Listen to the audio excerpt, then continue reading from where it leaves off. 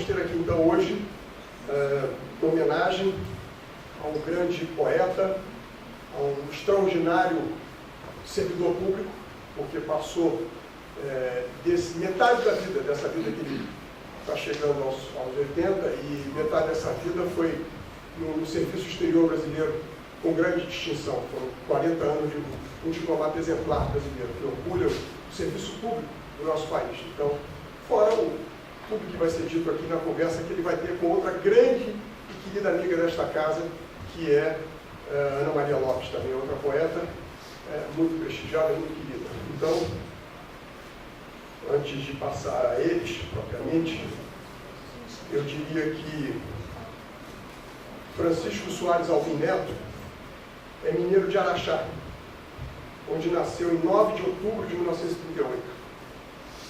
Com alguns dias de antecedência, portanto, estamos celebrando seus belos e gloriosos 80 anos. Seu primeiro livro, Sol dos Séculos, foi publicado em 1968, tornando-se neste ano de 2018 um eloquente cinquentão da poesia brasileira. Tudo bem isso? O cinquentão, o livro. O livro. A felicidade pela conjunção dos dois eventos torna-se um ponto alto na programação dessa casa de escritores, sempre atenta aos fatos e circunstâncias de efetiva relevância cultural. Para entrevistar o extraordinário e querido Chico Alvim, convidamos a jornalista e poeta Ana Maria Lopes, grande e querida amiga da Anne. Convido, pois, o caríssimo poeta e sua ilustre entrevistadora para subir ao palco e dar início à nossa quinta literária de hoje. Muito obrigado. Vamos lá? Bom, antes de começar, eu gostaria de fazer uma declaração, certo? Em meu nome pessoal e em nome da nossa frágil democracia. Ele não. Ele nunca. Bom,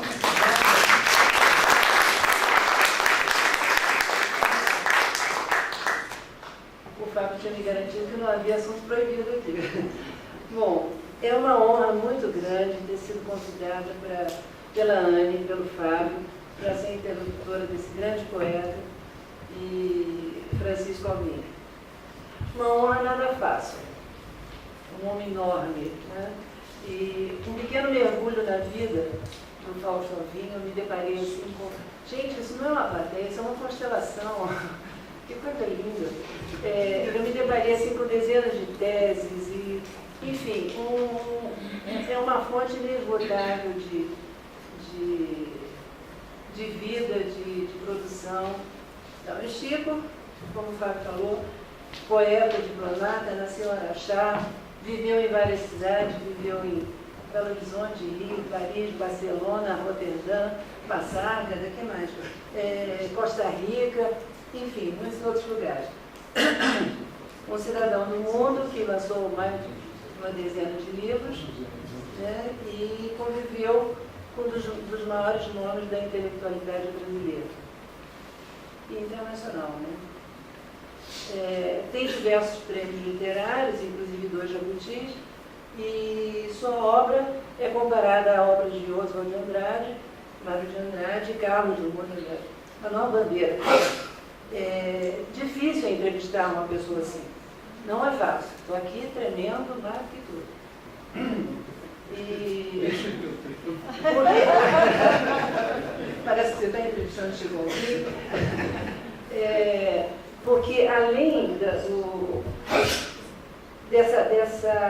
desses méritos literários, o Chico é uma pessoa de uma delicadeza extrema, de um refinamento que certamente não foi trabalhado nos salões de Itamaraty. É uma coisa inata, vem de berço. E é o próprio DNA dele. Então, e a essa delicadeza do Chico soma-se a sua cultura, né, sua poesia sempre gigante, e ainda é bonito. Vamos parar por aqui. Com toda licença, Bom, com tanto material né, que nós temos sobre ele, eu fico me questionando o seguinte: como é que você conseguiu fazer tanta coisa em apenas 80 anos? Mas não vai ser essa a minha primeira pergunta, não. Minha primeira pergunta não vai ter nada a ver com a literatura. Eu vou começar assim, por um outro caminho, um caminho mais Vladimir de ser. Pois é. Depois a gente passa para a literatura. Mas uma faceta de Chico, talvez vocês não conheçam. Ai, que linda, Eli, que prazer enorme. Olha, uma faceta do Chico Alvim, eu ia falar Paulo, que ele foi ator de cinema. E agora ele vai nos contar como é que foi essa experiência como ator de cinema e nos idos de 62, por aí. Foi eletrizante. Mas eu antes queria agradecer muitíssimo o convite do Fábio, uma alegria estar aqui com vocês, entre amigos, caras queridas, pessoas amigas, um público, enfim, altamente suspeito, pelo qual eu já agradeço, cúmplice. Mas, e sempre me desculpando, na boa, porque realmente até estava comentando essa frase com um amigo antes da entrada, pedindo, a despeito de toda essa plateia, essas condições favoráveis, me vem à mente aquela frase clássica que surge do povo brasileiro, né, lá de não sei de onde, um anonimato mais perfeito, que é aquela desculpa qualquer coisa. Eu já peço de antemão, desculpa qualquer coisa. Inclusive por esses fatos gravíssimos que você logo abriu, né? Desculpa qualquer coisa. A gente precisa ter isso, em vez de ordem e progresso, desculpa qualquer coisa. Mas enfim, estamos aí para essa nossa reunião, essa conversa. Você não sabe a alegria que me dá e agradeço isso, a iniciativa de ter convidado você, porque realmente é uma pessoa querida e uma pessoa que acaba de publicar um livro que eu gostei muito, o Mar Remoto. Então, ter você como interlocutora, para mim, eu considero um privilégio. Viu? E você conseguiu interiorizar o mar de uma maneira muito interessante, muito viva, e tem uma expressão que, ao mesmo tempo que tem essa coisa do mar, essa força primeira que você chama para dentro da sua poesia, que dialoga com essa força, tem umas expressões extraordinárias que aparece assim como a tortura das maçanetas. Eu adorei. Realmente, maçaneta é uma coisa torturante e torturada. Se há uma coisa que é torturada, você torce a maçaneta, o pescoço dela. É um exemplo, e isso é uma expressão de uma felicidade extraordinária, como você sai de uma coisa transcendente para a força imanente. É um livro muito curioso, muito interessante. Então é um privilégio ter você como interlocutora e um privilégio ter os ouvidos que eu estou vendo aqui nessa sala. Né? Então vamos em frente, vou dizer da experiência que eu tive. Né? Como ator. Foi como ator. Foi uma experiência assim, eu sei, foi a Ana Maria, sua xará, que agora escapou o sobrenome, muito conhecida, Magalhães, Ana Maria Magalhães, que nos convocou a mim e a mais os poetas para fazer um filmezinho que ela lançou. Era um dos primeiros livros, ficções, vamos dizer assim, ficções documentais, com um assunto de poesia de poetas. Esse filme foi efetivamente filmado em 72. Eu recebi o convite, fiquei numa dúvida cruel se ia aceitar, se devia, se não devia, porque eu enfim, não me achava um ator, em primeiro lugar, por essa razão exclusiva, não é que a experiência de fazer uma ficção de cinema era uma coisa meio que absurda para mim. Então, mas acabei aceitando. E foi muito prazeroso. foi uma coisa estupenda, foi uma brincadeira, foi no Rio de Janeiro, nos anos 60, não, 80, eu já estava aqui em Brasília, e fui para lá e passamos uns 3, 4 dias filmando, e eu contracenando com o Chacal, e o esquete que eu tinha é que eu era raptado por um pessoal que depois ia passar por certas ateiros, no sentido da nossa letra. E aí a coisa foi se desdobrando e foi muito engraçado, foi muito bom. Mas, aí esse negócio é complicado. Eu estava me referindo a um outro filme que você participou, no 5 Vezes Favela. Ah, sim, é verdade. Oh, mas esse é quase... Como é que você conseguiu essa informação? Inside information das mais. Essa é extraordinária, de fato. Enfim, meu cunhado querido, já não está mais entre nós, Joaquim Pedro. Clara é irmã de Joaquim Pedro de Andrade. Então, Joaquim, quando fez 5 Vezes Favela, tem lá o episódio dele, né, que é o Cor de Gato.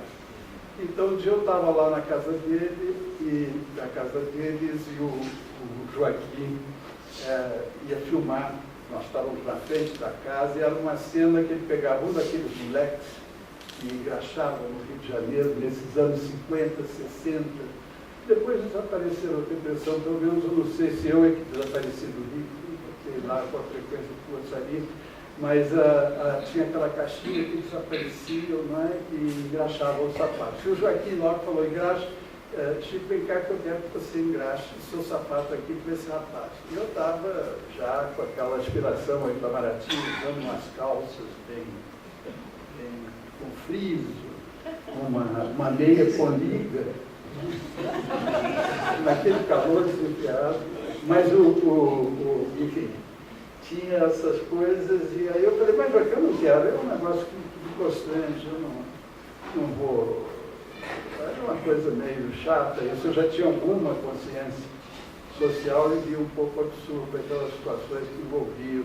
Eu não tinha absurdo nenhum, mas enfim, tinha uma coisa qualquer que me incomodava aí. Eu falei, deixa de ser bobo, faz aí logo isso, vai. E eu acabei oprimido por ele. E aí tem a minha perna, efetivamente, com a minha meia, muito elegante, puxada para cima, um sapato tinindo. Então, você, desculpa qualquer coisa. É o pé mais famoso do cinema. Acabamos o cinema aqui, né? Bom, vamos encerrar. Vamos encerrar essa parte dessa brincadeira do cinema, né?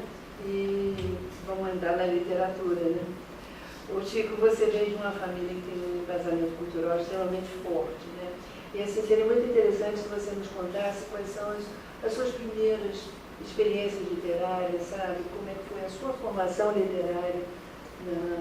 Coisa seria, eu acho que, interessante para todo mundo aqui, conhecer um pouco da sua formação. Que tal falar sobre isso?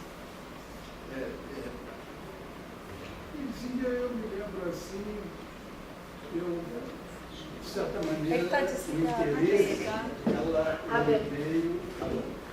ela chega com os meus, talvez, 13, 14 anos, está muito ligada a uma certa crise assim, de adolescência mesmo, né? Aquela perplexidade, aquela... E eu tenho uma ideia dessa época, morávamos no Rio, já anos 50, meados, 54, 53, por aí, quando eu chego no Rio, e vindo de Belo Horizonte, onde tinha ficado outros 5 anos, enfim. E é curioso porque é tudo muito contrastante, não é? Tem um lado da vida que é sempre muito luminoso. Então, aquela coisa do Rio de Janeiro, nós morávamos em Laranjeiras, na Rua General Glicério, que era um fundo de rua, assim, muito bonito, com aquelas montanhas, um vale quente, muito calor, mas danado de uma atmosfera assim, muito aqueles fundos de rua do Rio, né? Montes, montanhas, né? E aquela pedra escura. e aquele verde, enfim, um lado de uma beleza extraordinária, né? Numa época muito calma no Rio de Janeiro, e eu, enfim, tinha esse lado luminoso, mas tinha um outro lado sombrio, vamos dizer assim, um lado meio agoniante, que era um pouco a perplexidade mesmo, a adolescência, não é? Com aqueles conflitos todos, você não sabe direito o que é, não é? As coisas, uma coisa meio esponjosa e meio entediante, um tédio muito forte. E uma solidão também muito grande, embora cercado de amigos. Ali eu descia para a rua, era muito popular, eu conseguia enfim, me integrar bem no grupo, a turma do João Vicente, com quem eu vivi grandes aventuras. Mas a coisa também era esse lado do tédio, da esponja, vamos dizer assim, né? Era uma idade que me dava uma coisa meio sem interesse. Aí eu comecei a olhar em volta e vi minha irmã mais velha, que era uma pessoa que eu já tinha observado nos meus 11, 10 anos. A diferença de idade era muito grande, era de uns 11 anos.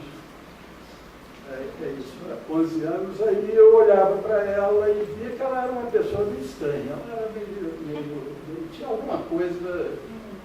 E aí eu comecei a me interessar pelas coisas que ela fazia. Eu já tinha um certo sinal com o primeiro livro que ela publica nessa época, que é o único livro que ela publicou em vida, chamado Superfície, que teve uma certa repercussão e aquilo me envaidecia. Em Belo Horizonte, sobretudo, eu mais mocinho, eu me lembro que uma vez eu saí de casa para ouvir dizer aquilo na família. Surgiu papo e eu falei, bom, eu vou ter que ir lá ver o que é isso. Aí eu fui, entrei na livraria e vi que tinha uma vitrine só com os livros dela.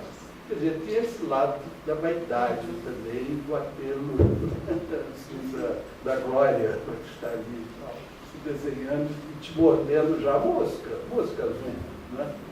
E a coisa foi assim, foi um pouco assim, mas essas coisas, esse contraste. Agora eu acho uma coisa curiosa, porque na medida em que eu fui me detendo, conhecendo melhor, aquilo de certa maneira me ajudou a sair e a ver que havia um sentido qualquer outro que ia além daquela situação brumosa, esponjosa da adolescência. E aquilo me fixou, eu comecei a ler, comecei a me aproximar. Ela sentiu logo, através de um episódio que eu não quero relatar, porque senão as coisas vão ficando muito longas. Enfim, mas é um pouco isso. E aí eu me interessei pelos versos dela e comecei a imitá-la. Né? E a conversar. Ela conversava e prestava uma atenção enorme. E ela tinha um grupo de amigos. Alguns deles, inclusive, continuaram pela minha vida fora. E gente muito boa, gente muito bem qualificada, gente muito inteligente, muito... O Carlos Susequinde, você deve ter ouvido falar dele, o Armadilha para Lamartine, o Ismael Cardim, o Alexandre Eulário, que se tornou um grande amigo meu. Enfim, muita gente assim que me estimulou. Né? E aí a coisa foi tomando o seu caminho natural. E os clássicos? Bom, aí a leitura, né? A leitura. É curioso como essa coisa existencial, mais ligada à vida, eu acho que foi mais importante do que a própria leitura vinda em seguida. O cimento foi um pouco esse, foi a vivência com a irmã e a vivência nas conversas, que vinha muita informação que havia lá em casa, Guimarães Rosa, toda a literatura brasileira começou a surgir, eu ouvi, e aí eu comecei a ler, a ir atrás. Não é? E me lembro, quando eu li Sagarana na primeira edição, né? Mas já era um livro conhecido, já tinha feito um certo furor, né? Bastante furor, mas não era ainda o que viria mais à frente, a grande glória, né? Que eu assisti ali, né? Ali já, inclusive, convivendo, tive um certo convívio com Guimarães. pude ver de perto, sentir de perto. Você conviveu com o Guimarães bem de perto, né? Mas muito pouco. Daí também dentro de uma primeiro, uma pessoa que Vocês se foi aproximaram muito... em determinado momento, né? Mas tivemos, sim, no Itamaraty, sobretudo, já tivemos muito E essa contato. aproximação, o que aproximou mais você de Guimarães? Foi a mineiridade, a literatura ou a carreira diplomática? Olha, foi uma coisa muito natural. O que nos aproximou mesmo foi até a pessoa que era o intermediário ali, que era o Dairo de Lima, que era o embaixador, meu chefe, meu primeiro chefe do departamento cultural. Ele gostava muito de Guimarães, era muito amigo de Guimarães, e mineiros, quase, o Dairo era da mesma geração, né? Então tinha muita coisa em comum, familiares, aquela coisa toda, a região de um, inclusive da família de um era próximo do outro, Cordisburgo, Diamantina, enfim. E o Dário dava carona para Guimarães todo dia e se levava também. Aí foi uma coisa absolutamente natural que a gente foi se aproximando. É um privilégio de fato. Era um homem extraordinário e eu acho que abriu assim, uma possibilidade de contato, inclusive me chamava às vezes para ouvir as coisas que ele escrevia, eu ouvia, opinava, ele ouvia, eu não me lembro as opiniões que eu dava, nem ele, enfim, mas tínhamos uma conversa muito direta, muito boa. E muito natural também, não havia, foi uma aproximação, era um homem extraordinário, um homem muito bom. Bom, vamos lá. Tem um outro... Ai, esqueço de ligar isso aqui. Tem um outro autor, eu estava lendo uma entrevista assim, que você tem uma empatia muito grande, que é o Dalton Trevisan. E até eu vi assim, muito... em seus poemas, você vê muita coisa, a questão da elipse, né? Mas eu até separei, eu tenho esse livro aqui, os poemas, eu separei aqui, não sei se eu leio, você lê com a sua entonação. São dois poemas, assim, um é queixa, o outro é vou e volta. O queixa diz assim, me recebeu de pé. E o outro é vou e volto. Não vai. Não vai que você não vai gostar.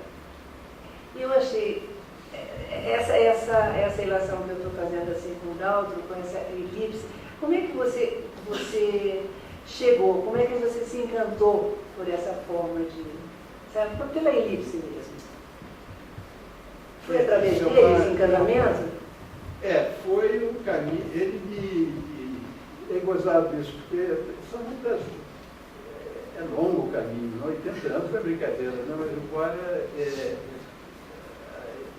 às vezes as coisas, essa proximidade com o Dalton, e afinal com os escritores em geral, já estão um pouco distanciadas. Eu tive períodos em que eu sentia isso, uma tal intensidade, como uma coisa muito viva dentro de mim. Essa intensidade ficou mais...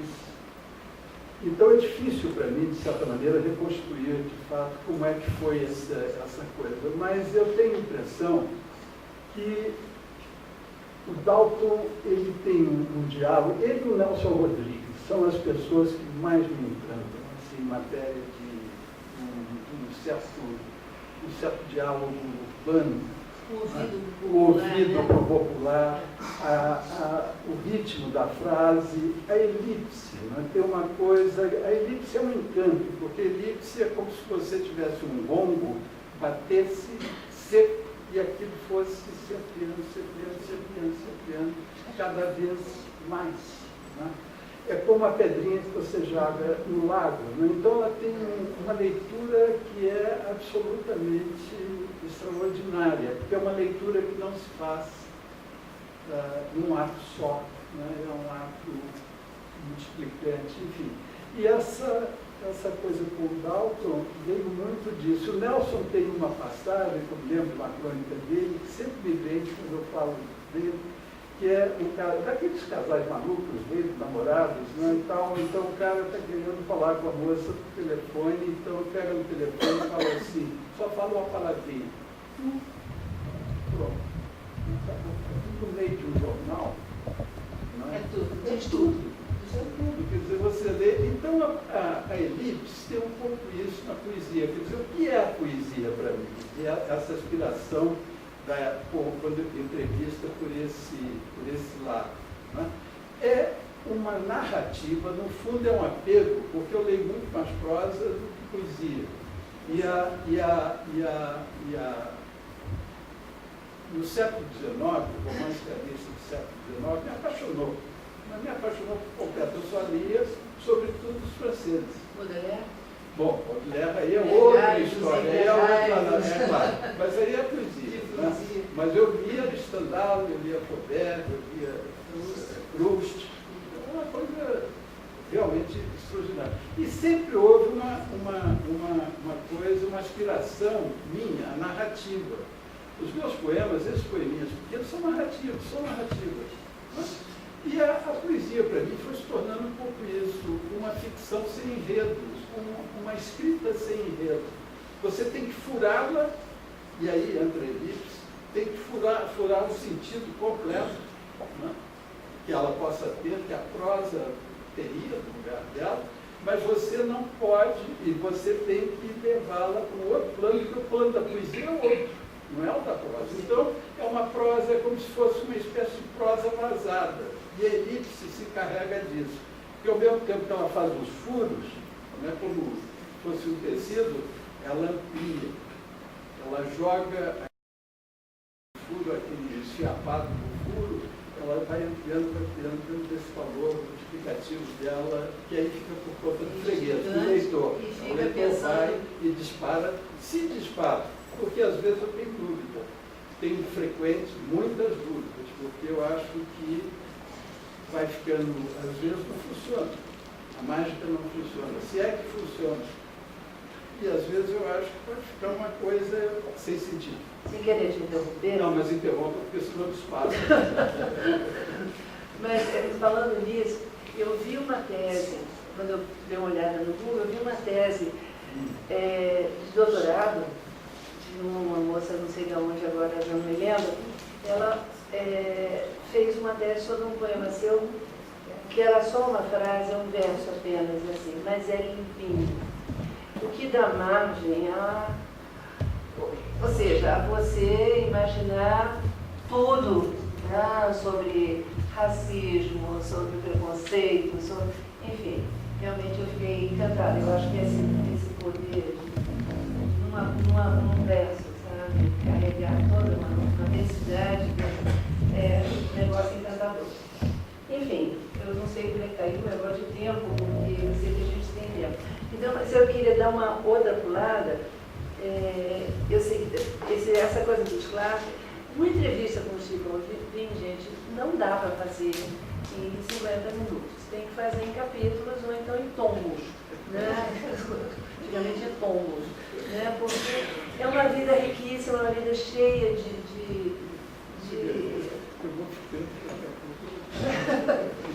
Não, mas de fato você tem histórias fantásticas, produção fantástica, e realmente isso aí não é para uma conversa de tão pouco tempo. Mas aí vamos fazer um salto e passar para o modernismo, vamos lá para chegar para o Drummond. Você saiu eu sei que você leu muito Jorge de Lima, né? E saiu dessa poesia metafórica do Jorge de Lima e foi praticamente sequestrado, né, por Carlos Drummond de Andrade. Como é que foi esse sequestro? Como é que foi isso? Como é que foi esse salto que você deu para o colo do Drummond? Aliás, o Drummond é seu parente? Não? Eu sou verdade.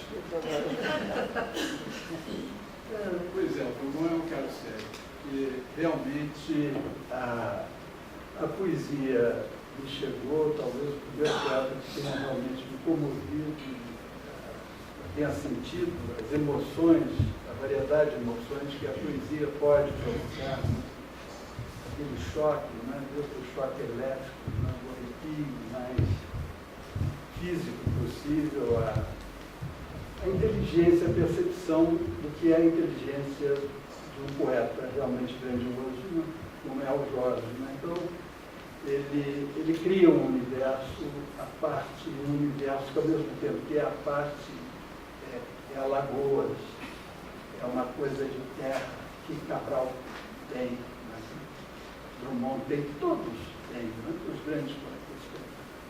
Então é uma coisa admirável, porque é uma coisa de uma inteligência extraordinária, de uma sensibilidade, de uma delicadeza do traço, né?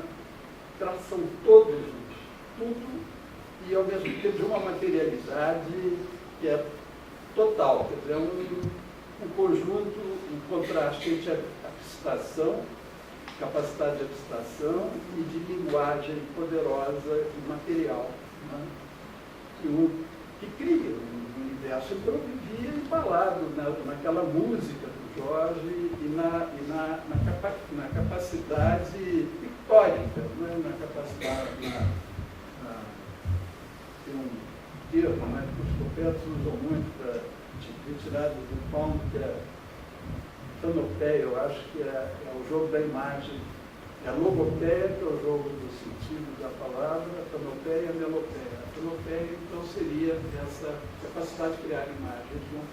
E o Drummond é o contrário, quer dizer, o Drummond vem com aquela raia miúda, com aquela coisa da experiência, não é? O que interessa a ele é o homem humano e a travessia, não é? Então é aquela coisa, os defeitos, as angústias, os medos, né? Tudo, as emoções negativas, né? E o homem desesperado naquela rede de querer ter um equilíbrio, querendo se pegar, né? Compadecido de si mesmo. Né? Isso no Drummond é uma coisa muito poderosa. Elegi, tem que apertar isso aqui. Desculpa, mais uma vez interrompendo, porque a gente está falando de Drummond, tem um poema dele que eu acho que é a síntese disso que você está falando, dessas angústias, que é o Elegia em 1978, que eu acho assim, um poema soberbo. Né? Desculpa, gente, pode continuar falando. Não, mas é isso, né? É um pouco isso. Inclusive, no seu último livro, No Método Nenhum, eu vi que tem um poema que remete a uma resposta do Drummond, que dá título ao livro, né? O Método Nenhum. Né? Como é que foi essa história do episódio? Eu tenho um poema aqui seu, não sei se eu leio, se você lê. Acho que quando o autor lê com a entonação que ele escreveu, né? Não sei se eu vou ler. Houve um tempo, isso se chama A Poesia, do livro Método Nenhum.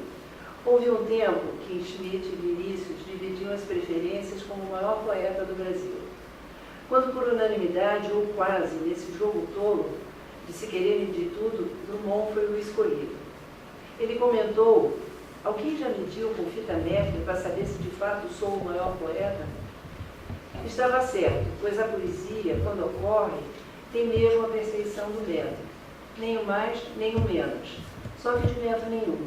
Um método de ninguém. Um método de nada. Como é que foi esse episódio do Sueli com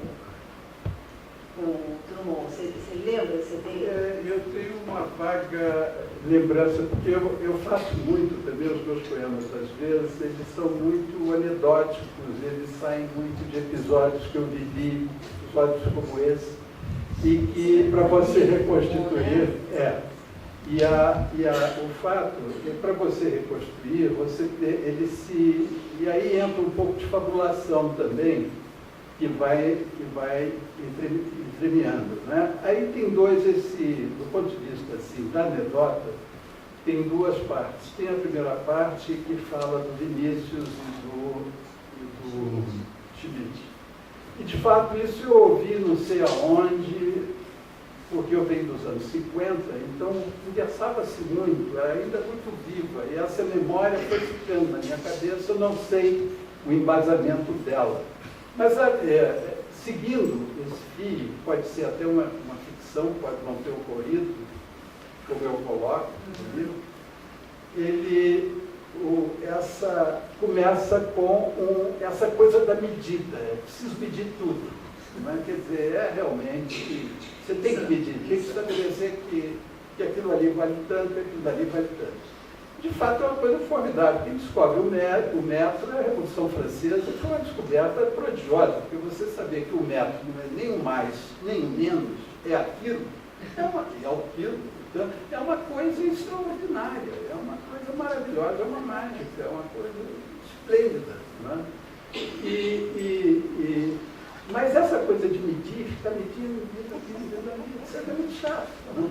E aí, mas havia essa disputa, e tem sempre os cavalinhos que vão na frente. Né? Na época, o Schmidt e o Vinícius. Né? Eu ouvi dizer que era e tal, etc. Mas aí veio o Drummond e passou todo mundo, e houve aquela coisa. Mas o Drummond, que não é pouco, né? Percebeu esse jogo e falou, não, eu não estou muito de acordo, embora esteja também submetido ao método que eu queria fazer. E aí sai-se com essa. Né? Realmente quem mediu. Isso saiu numa entrevista dele e foi repetido N vezes, mesmo antes da entrevista, a gente já sabia, as pessoas que conviviam nesse meio literário já sabiam dessa resposta, ele respondia pessoalmente dessa forma, esse tipo de coisa. E eu não sei se ocorreu a ele ali naquela entrevista com a Veja. Mas antes da Veja eu já tinha notícia disso.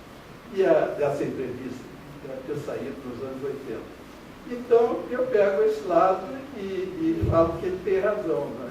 E aí eu vou mais um pouquinho chatear o próximo mais um pouquinho, dizendo que realmente não há de ser a poesia que vai resolver o problema do nada. Esse aí não tem jeito, não tem medida. Né? Chico, você é definido também como um poeta marginal, né? Quanto tempo durou essa experiência? Quem era essa turma, essa sua tribo, né, de marginais, que está ali, o mais jovem, né, dos poetas marginais? Né? Clara, não posso escolher falar sobre isso, porque é muito por conta dela, né, que veio essa turma todos eram alunos. Ana Cristina era aluna. Eu fiquei sabendo, né? O Cacaso era colega dela. Né? E foi Clara que... Colega? Mas você foi professora da literatura brasileira na PUC. Privilégio isso também, né? Foi. É uma série de coisas. Essa estrela... O Eudoro daqui, né? O Eudoro também, o Geraldinho Carneiro. Toda essa coisa. E quanto tempo durou essa experiência? Assim, mais direto, foram uns 4 anos que eu vivi no Rio. Eu chego em 71, fico no Rio de Janeiro, não venho para Brasília, me afasto do Itamaraty, vou trabalhar na José Olímpio. E nesse período, Clara retoma as atividades dela de professora universitária, na PUC e outras universidades também. E durou esse tempo, quer dizer, eu logo me aproximei do Cacaso, quem nos aproximou, inclusive, foi o Gelson, que é um colega diplomata, um amigo querido também. E aí tivemos um contato e a coisa logo tomou um rumo. E nesse período havia... E a grande, quem estava por trás disso tudo também, era a Heloísa. Porque a Heloísa tinha um interesse enorme por poesia nesse período. E ela percebeu que havia ali uma coisa, né, se armando, e correu atrás e aí nos colocou na Berlinda, né? Junto com outros, porque havia vários grupos, inclusive um extraordinário, que é o Charles, que é um poeta estupendo, o Louis, que é agora me escapa o nome. Lui era o apelido dele, o Chacal, enfim. Havia grupos para todo lado, se aparecendo. Frenesi, né? E o grupo Frenesi foi um dos primeiros, que foi o título até que era o Luiz Olavo Fontes.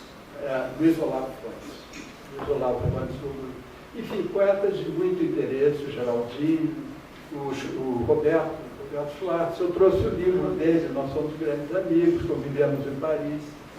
E João Carlos Pádua, também, que morreu, irmão da Nina de Pádua, uma atriz maravilhosa do Asdrubal.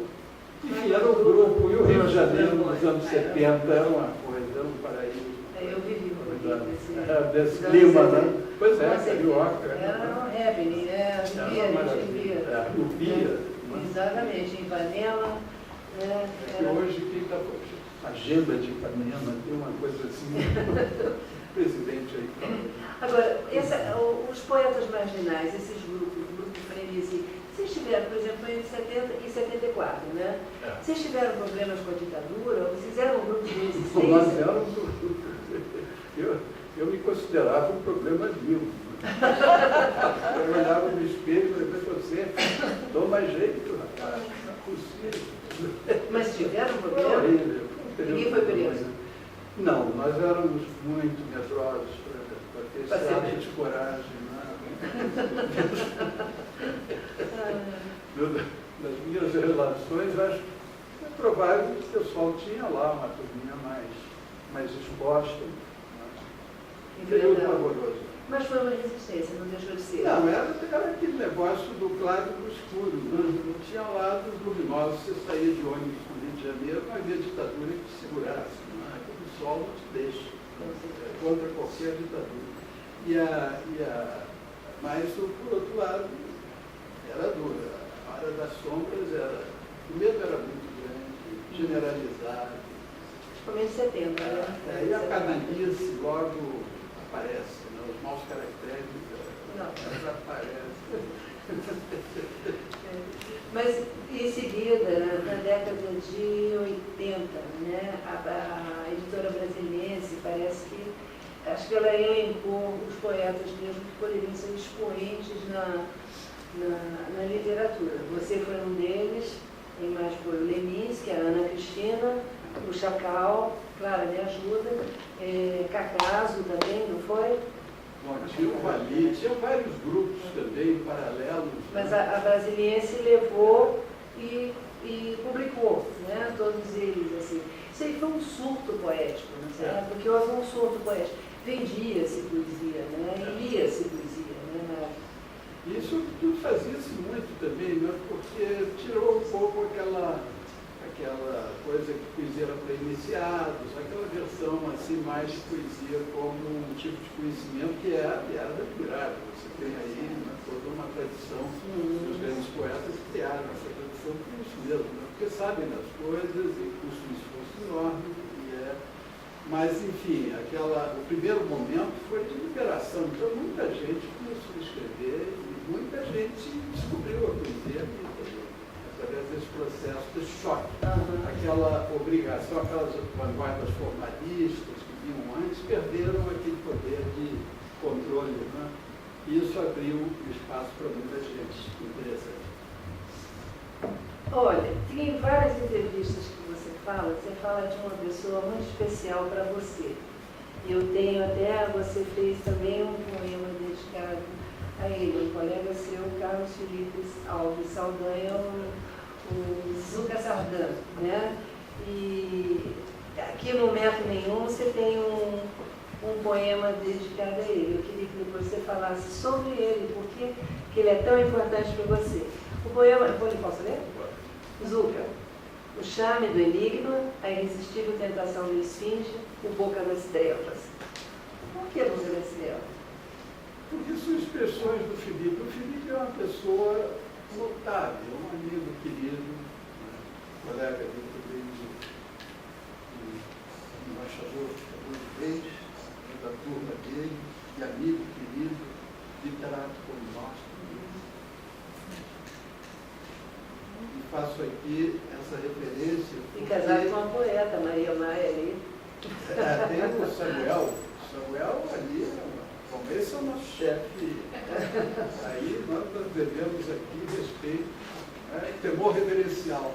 Além do tremor existencial, eu tenho o temor reverencial, né? E o tremor resistencial. São três tremores. O reverencial fica com você.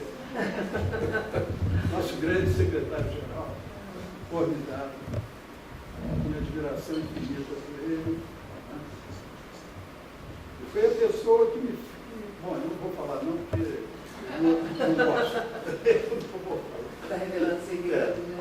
Mas, enfim, é isso. Zuca, né? O Zuca é uma maravilha de um amigo querido e um amigo que me ensinou muitas coisas. Ele realmente, eu saí, ele tinha um Fusca, e nós saímos para fazer o vestibular no Rio Branco, estudando aquelas matérias todas tremendas, e levando bombas sucessivas, eu e ele, companheiros, inclusive no campos minados, aquelas minas todas, e ele acabou passando uma turma antes da minha.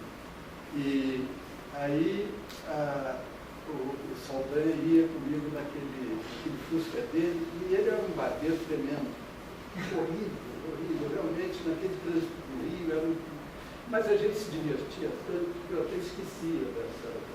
De vez em quando era um xingatório em cima dele, todo mundo xingando, e ele aí saía assim, vai na minha sabão, vai tomar banho. Assim que ele saía das situações respondendo aquela violência do trânsito.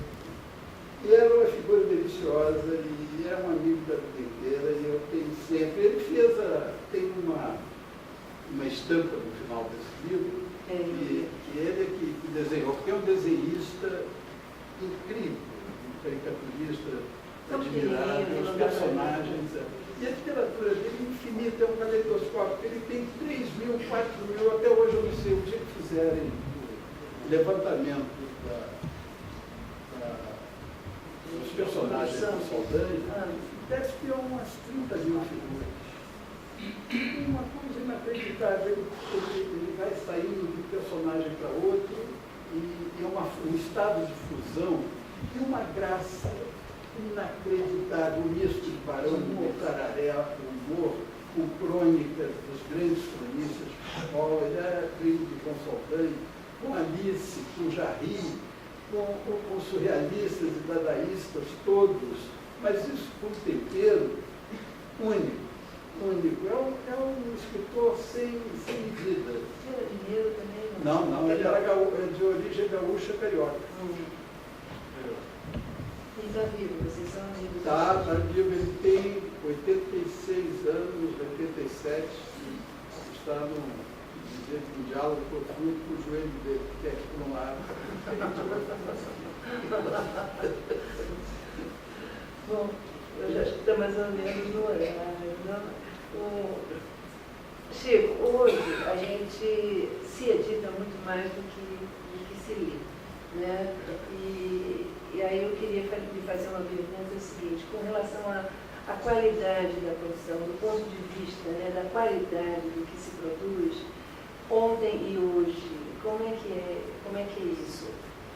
Olha, eu acho que deve ser a mesma coisa, porque eu acho que essa questão da qualidade, ela é muito...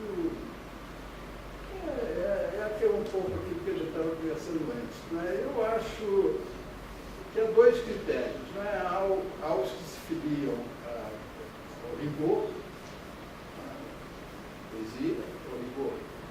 Você tem assim, os exemplos mais que ocorrem assim, imediato, né? A estética estética e ética do rigor, Cabral, né?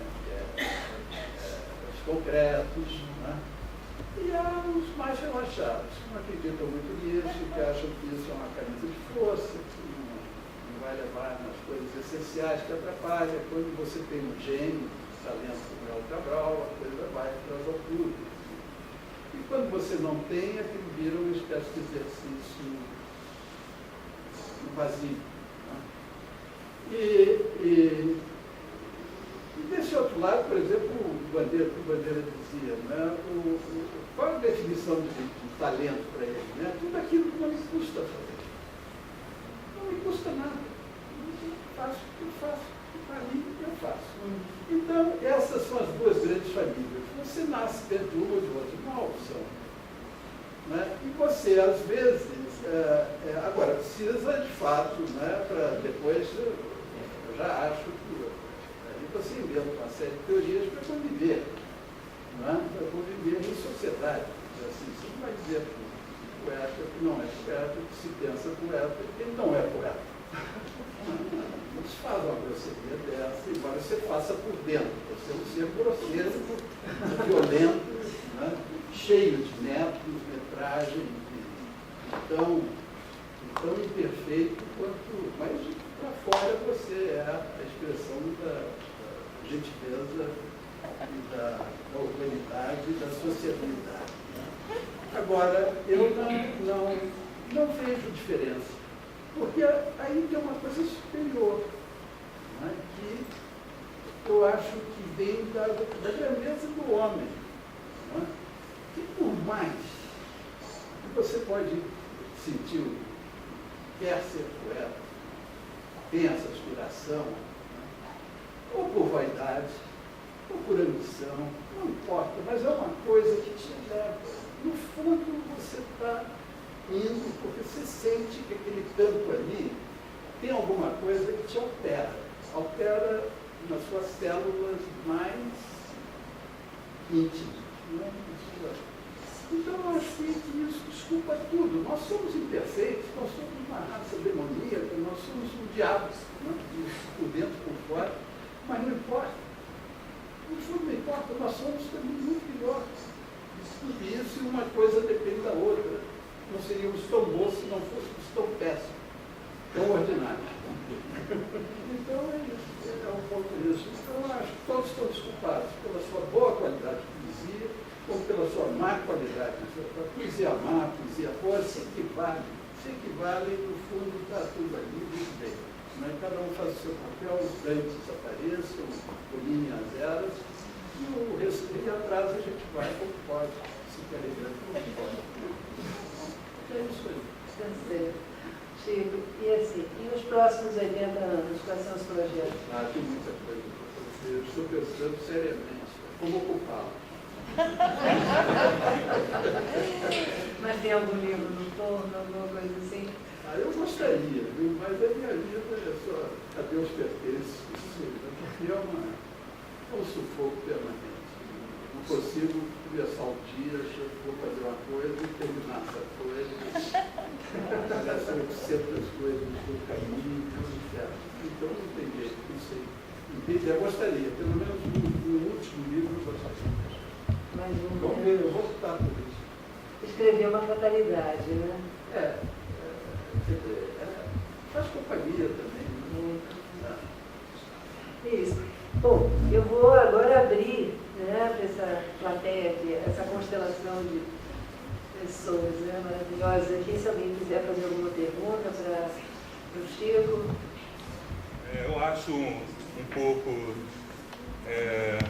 digamos, incômoda, né, essa situação em que a plateia não se manifesta, né? Eu estava aqui matutando uma pergunta, porque eu gosto de fazer perguntas em debates e tal. Mas eu acho que essa profunda sabedoria do Chico nos deixou calados, né, e desarmados, né, porque há uma coisa nessa relação dele com a poesia, né, nessa sabedoria, que bom, para simplificar, é um tanto zen, né? As coisas ficam meio suspensas, né? Você não tem aqueles valores definidores, né? Uma pessoa como eu, um poeta como eu, acaba sempre buscando e tal, né? Mas então, para problematizar, porque eu acho isso também legal e estimulante, né? Eu perguntaria uma das coisas, a função da crítica, né? Porque eu acho que isso é uma coisa que dinamiza muito a poesia e tem faltado, né? Inclusive, a gente tem uma crítica acadêmica que continua pujante, enfim, mas falta essa crítica valorativa, bom, talvez seja a questão do metro, né? Mas uma crítica que está pensando o presente da criação e está propondo caminhos ou apontando, né? ou identificando os caminhos que estão sendo seguidos e tal, e os valorando diferentemente, né? E nessa relação também entre os rigorosos e os relaxados, né? Eu me pergunto assim, o Bandeira, né, que eu sei que também é uma figura fundamental para você, né, qual você se referiu, inclusive, ele tinha esse lado relaxado e tinha um lado muito rigoroso também, né? E quando ele era relaxado, assim como o Oswald, né, ele sabia fazer aquilo muito bem, né? Assim como você tem uma técnica que você vem apurando, né, ao longo desses anos e décadas e tal. Então isso de saber fazer não é algo importante nessas duas correntes, digamos. Caio, bom, em primeiro lugar, agradecer a sua presença e a sua pergunta. O Caio é um grande poeta, escreveu um livro notável, eu adorei. E tivemos a oportunidade até de tocar uma correspondência a respeito. E é interessantíssima a sua pergunta e define uma série de campos, né, teóricos, assim, muito, muito interessantes. Eu, primeiro, tenho que me referir um pouco ao limite da minha formação. Quer dizer, eu não tive uma formação propriamente sistemática no plano literário. Ela foi por fora. Foi mais nos contatos afetivos, vamos dizer assim, né? Sempre me aproximei de pessoas com interesses literários, grandes amigos, todos literários. E então me falta uma certa disciplina e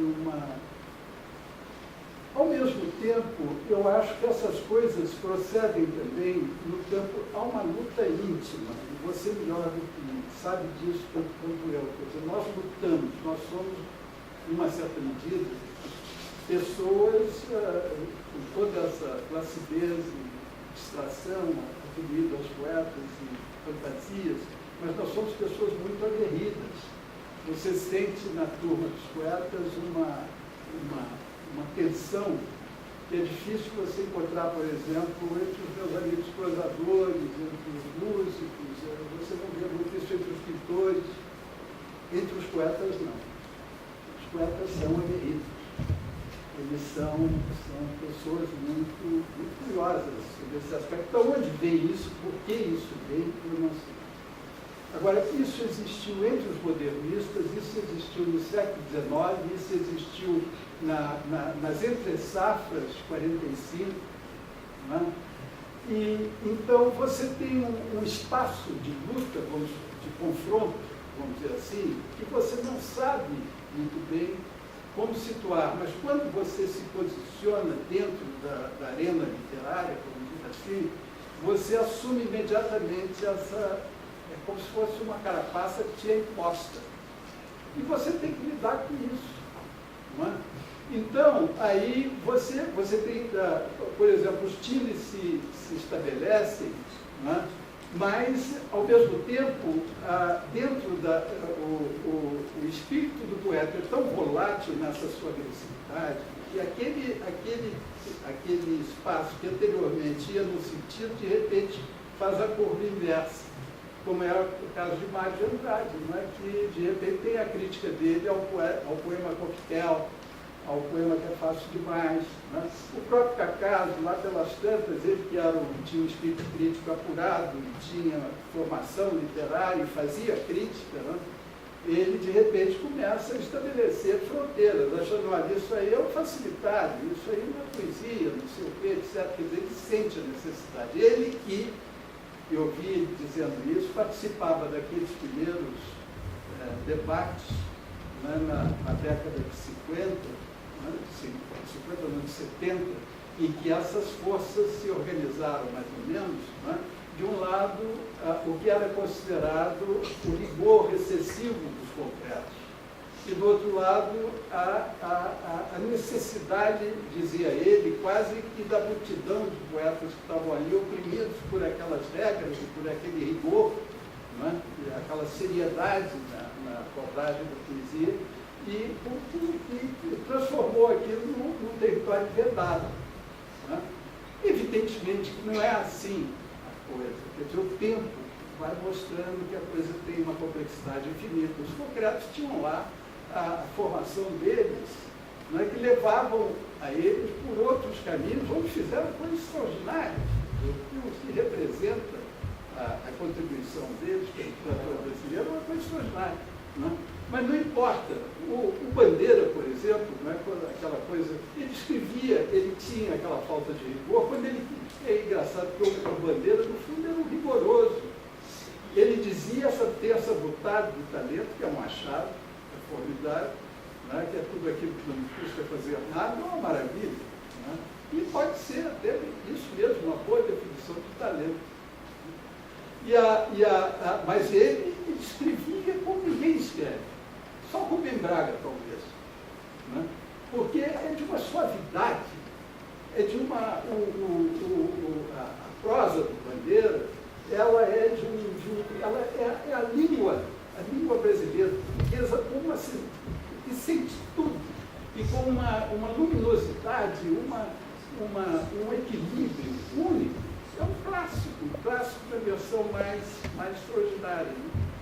Então, são esses paradoxos que existem, né, entre suavidade, entre o contrário, quer dizer, entrega. Né? Entrega é um terreno muito afetivo da poesia. Eu acho que a poesia é uma entrega muito estranha. É uma coisa muito estranha. Nesse ponto, eu que não gosto de estranho, de mistério, essas coisas, eu acho uma chatice. Mas tem um elemento qualquer esquisito nisso. É uma fala qualquer estranha.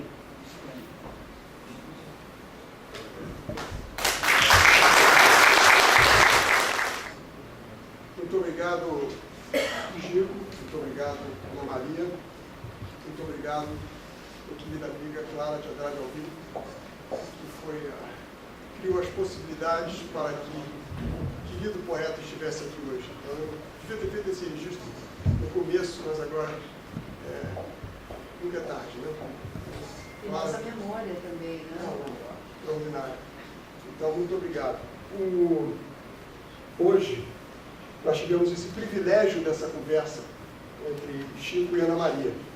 Mas ela pode prosseguir no nosso foyer, porque nós vamos conviver com o Chico e com a Ana Maria, lá em cima, daqui a pouco, e com uma novidade, que é este livro, Poetas dos Anos 30, que nós já lançamos aqui na ANE há alguns meses, e vamos relançar hoje, em sua homenagem.